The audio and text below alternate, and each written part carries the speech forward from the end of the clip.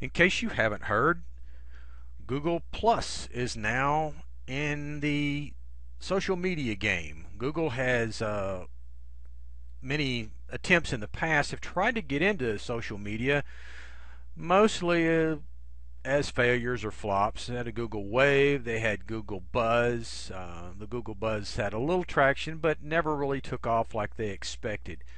But this is Google's latest attempt, and I really believe that this could potentially be a strong factor for a couple of reasons. One is the fact that about a month ago, Google announced their Google Plus One system for websites, which is equivalent to a Facebook like button.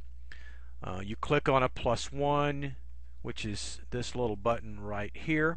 You click on a plus one and it's your recommendation. It's your like of that particular comment, article, page, whatever it might be.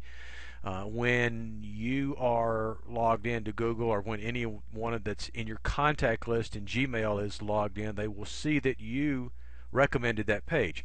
So the Google Plus One was launched about a month ago. Now Google Plus is in the beta stages right now, and it's by invitation only.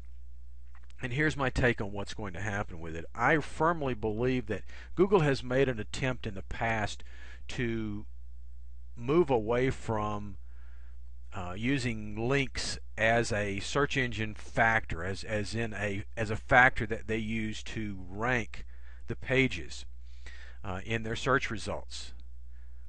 But there wasn't another alternative. They had a one-time relationship with Twitter where they pulled in the Twitter feed, but Twitter has since severed that relationship.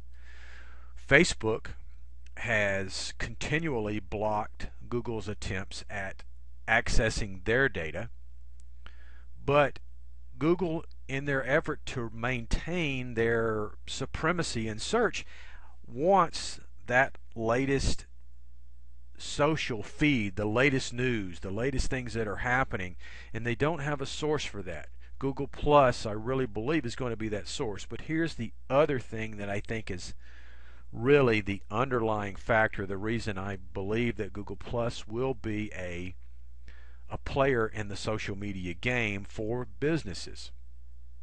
Now, right now, they're asking businesses to hold off and not create a profile. They just want to build personal right now.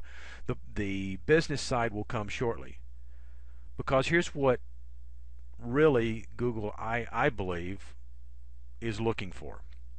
When you go and do a search, Google knows by the IP address of your computer where you're located, so they can market to you geographically and deliver ads that are geographically targeted to you, but they're broad. Whereas Facebook, when you're on Facebook, they know geographically where you're located, but they also know your age, your sex, they know your likes and interests, they know the types of content that you share, they know the types of sites that you'd like, so they can deliver an ad that is laser targeted, specifically designed to you. Google is salivating for that demographic ad delivery capability. You know they have to be, because think of what that could do to their AdSense, their pay-per-click advertising base. A targeted ad zeroed into the specific customer. Wow. So they have to have a way to gather that data to accumulate that demographics that they want. And Google Plus, I believe, will be that vehicle for them. Now, the other thing that it could potentially do is it could bring Facebook and Twitter to the table to negotiate with them to allow sharing of their data as well. That's the other side of it. If they can put enough pressure on Facebook or Twitter to get that information shared with them, then that will give them what they want as well.